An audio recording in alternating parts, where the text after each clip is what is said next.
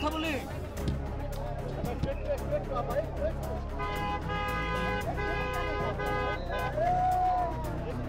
আরে তুই ছেড়ে বেরিস। এই ভাই সরেন না।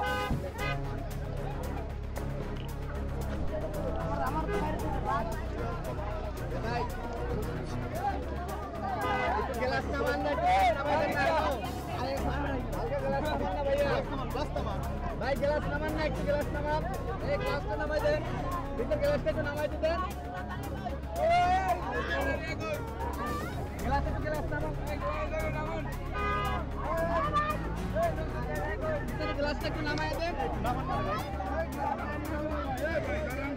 ভাই ভিতরে গ্লাসটা একটু নামাই দেন।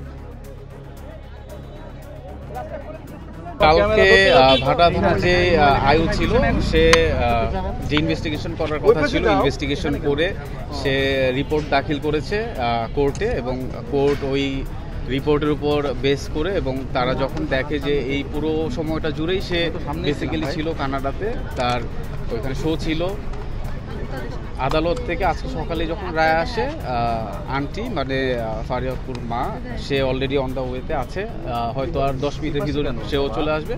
তো আমরা এর আগে অবশ্য আমরা পেপারস পাঠিয়ে দিয়েছি, আর কয়েকটা পেপারস আছে, হয়তো ঘণ্টাখানিকের ভেতরই আমরা ফারিয়াকে নিয়ে এখান থেকে প্রস্থান করি।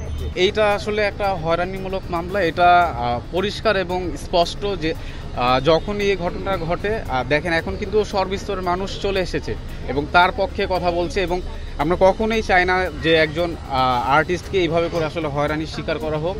এবং এখন আসলে ধন্যবাদ জানাতে চাই আমাদের বর্তমান সরকারকে, যে তারা খুব দ্রুত এটার ব্যবস্থা গ্রহণ করেছে, এবং কারণ এইভাবে যদি একের পর এক যদি আর্টিস্টদের সাথে এরকম হয়রানিমূলক মামলা বা মিথ্যা মামলা চলতে থাকে, এতে আসলে আমাদের শিল্প আসলে আরও বেশি ধ্বংসের মুখে পড়ে যাবে। এবং অনেকেই যেমন দেখেছেন যে দেশ ছেড়ে চলে আসে, তারাও কিন্তু এইভাবে দেশ ছেড়েই চলে যাবে।